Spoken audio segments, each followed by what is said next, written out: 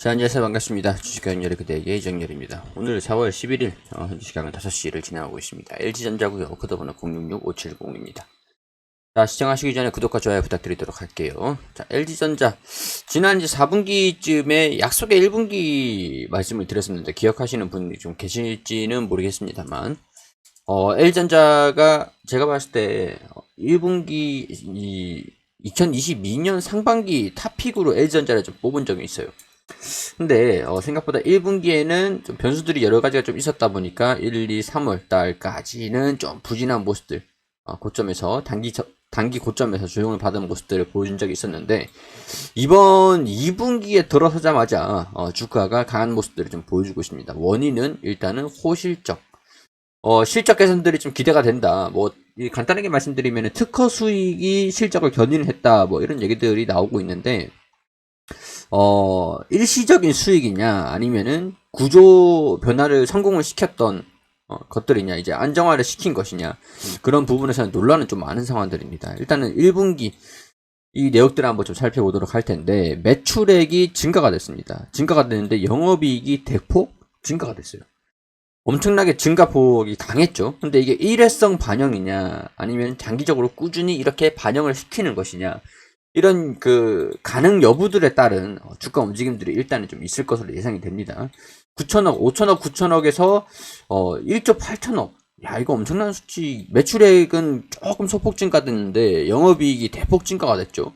서프라이즈가 나온 겁니다. 이래서 지금 주가가 반등이 나오면서 강한 모습들을 좀 보여주고 있는 상황들인데, 외국인이나 기관이나 금융투자 다 뭐 개인 투자들 외에 전부 다 쌍끌이 매수를 하고 있는 모습이에요.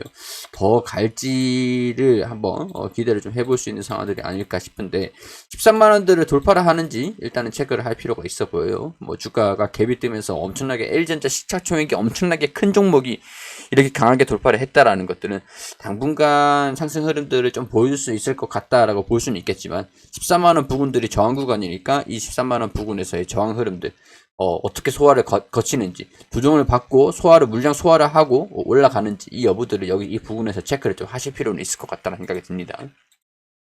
자, 내용들을 한번 살펴볼게요. L전자 올해 1분기 역대 최대 실적에 힘입어서 11일 강세를 지속을 했다. 1분기 연기 기준 실적을 잠정 집계한 결과 매출 21조, 영업이익 1조 8천, 엄청난 수치죠. 작년 1분기와 비교해서 18%, 6% 증가한 것으로 역대 최대치다. 일시적 특허 수익도 반영이 됐다. 자동차 부품, 조기 흑자 선언을 확인을 했다. 이게 중요한 것 같아요. 물론 이제 일시적인 특허 수익도 반영이 됐던 것들도 중요하겠지만, 이게 장기적으로 꾸준히 매번 반영이 될 것이냐, 여기에 대한 의구심이 좀 있는 상황들이긴 하지만, 자동차 부품에서 조기 흑자 전환을 확인을 했다. 이게 굉장히 좀 의미가 있는 부분들이 아닐까, 그런 생각이 듭니다. LG 마그나죠. 전장 사업이다라고 하면 LG는 흑자 전환이 낮다.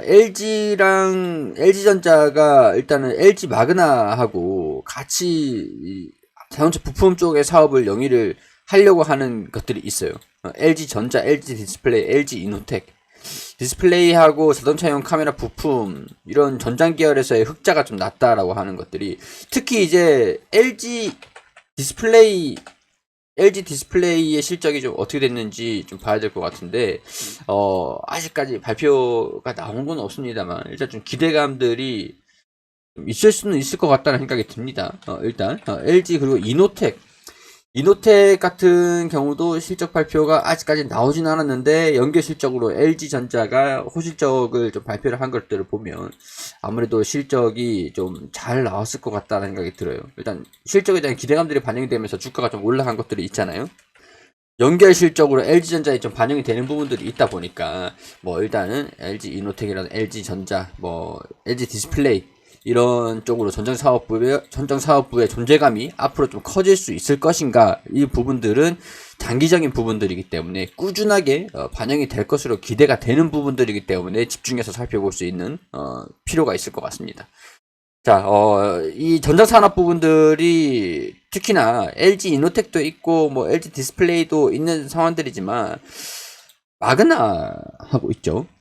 이 LG 파트너로 LG 마그나를 지금 회사를 합작법인을 생산한 상황들이잖아요. 합작법인이 포드의 배터리 공장, 뭐 LG 에너지 솔루션 배터리 셀도 취급할 가능성이 짙은 것으로 보고 있다.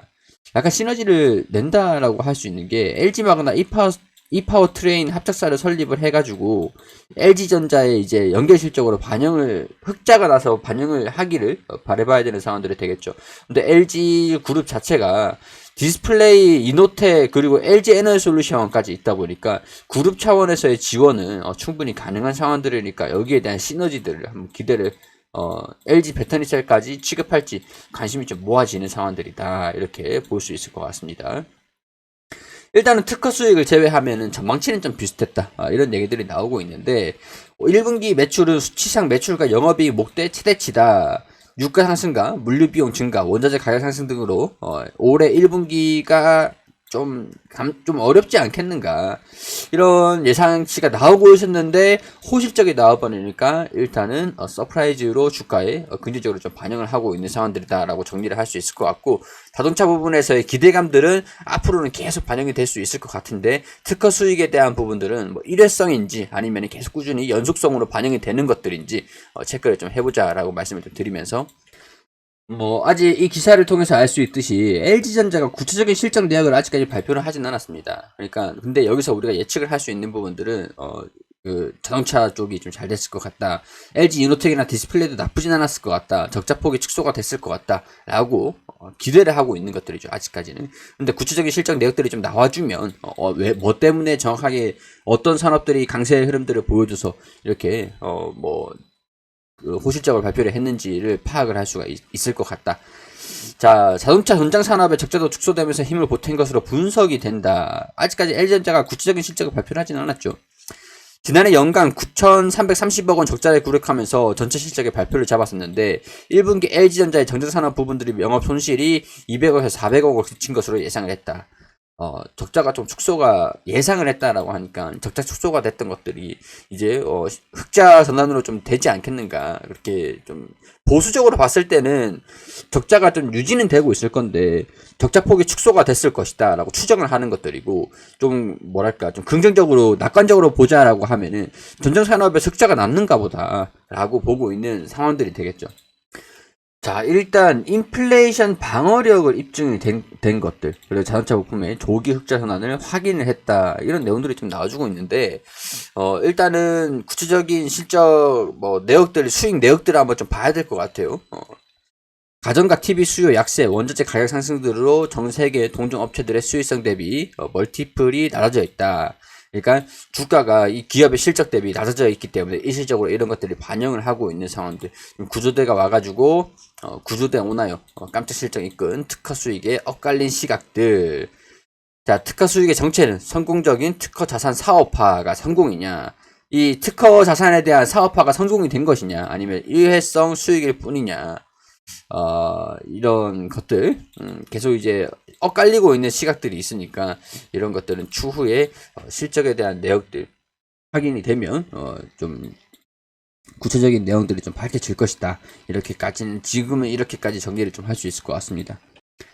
그럼에도 불구하고 호실적을 냈다라는 것들은 인플레이션 방어력을 입증을 한 상황들이기 때문에 충분히 LG전자의 가치를 입증을 한 것들 아닌가, 그렇게 생각이 돼요. 그래서 이제 외국인들이랑 기관이랑 연속적으로 쌍끌이 매수세 흐름들을 좀 보여주고 있기 때문에 우리도 이런 부분들 참고로 하셔가지고 이 13만원 부분들, 여기는 일단 돌파를 하는 모습들 보여주는지, 돌파를 한다라고 그러면 13만원 돌파를 하는 모습들 보여주는지 체크를 좀 할 필요가 있을 것 같다는 생각이 듭니다. 자, 근데 우리가 좀 방심할 수 없는 부분들은 지금까지 패턴적인 모습들을 봤을 때 약간 여기랑 여기가 되겠죠. 지금 갭이 떠가지고 좀 올라가는 모습을 보여준 다음에 조정을 좀 받았어요. 60일선을 돌파를 한 다음에 조정을 받고 다시 돌파를 하는 차익 실현 매물들이 소화 과정들을 좀 거치는 모습들을 과정에서 힘이 좀 빠지는 모습들을 보여준 적이 있었죠, 지금까지는.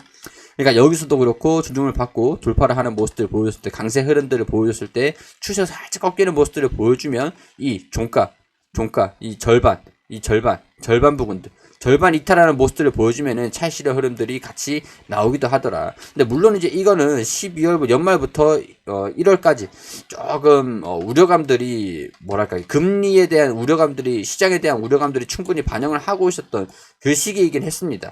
여기서는 지금 실적이 확인이 된, 확인이 된 그런 상황들이 환경들이 조금 다르죠. 뭐 이런 것들 환경이 또 어떻게 변화가 되는지는 봐야 되는 것들이니까 지금 이 흐름들 같이 좀 체크를 하면서 보시면 되지 않을까 싶습니다. 조금 더 강세 흐름들을 보여주면 13만원 부근, 좀 공격적으로 잡아도 한 13만 5천원 부근, 여기 이 부근에서 돌파를 할 수 있을지에 대한 여부들 반드시 체크를 하실 필요가 있을 것 같다 라는 말씀 드리면서 마무리할 수 있도록 할게요. 도움이 됐다면 구독과 좋아요 부탁드리도록 하고요. 투자에 대한 개인적인 의견일 뿐이기 때문에 투자에 대한 판단은 여러분들이 직접 해주시기를 당부드리도록 하겠습니다.